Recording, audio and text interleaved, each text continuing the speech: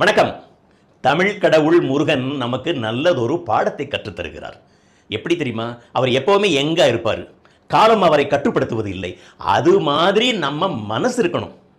உடம்பு அது மாதிரி கஷ்டங்க. சுவாமி சித்பவானந்தா சொல்றாரு, இந்த உடல் பிறக்கிறது, வளர்கிறது, தேய்கிறது, நோய்வாய்ப்படுகிறது, பிறகு மறைந்து போய் விடுகிறது. ஆனா மனசை முருக கடவுள் மாதிரி இளமையா நாம வச்சிருக்க முடியும். உள்ளத்தை பண்பட்ட நிலையில் வைத்திருப்பது முருகன் வழிபாடு. ஃபர்ஸ்ட் கிளாஸ் டெஃபினிஷன் சுவாமி சித்பவானந்தர் கொடுக்கிறாரு. அதுக்கு என்ன செய்யணும்? மனசுல இருந்து இந்த சோர்வு, சலிப்பு, தளர்வு இதையெல்லாம் நீக்கிவிட வேண்டும். அதற்கு பதிலாக மனசுல ஒரு உறுதி இருக்கணும், ஊக்கம் இருக்க வேண்டும், உழைக்கும் எண்ணம் இருக்க வேண்டும்.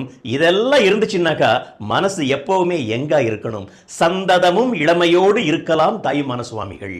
எனவே முருகன் மாதிரி நம்ம மனசை நம்ம வச்சிருப்போம்.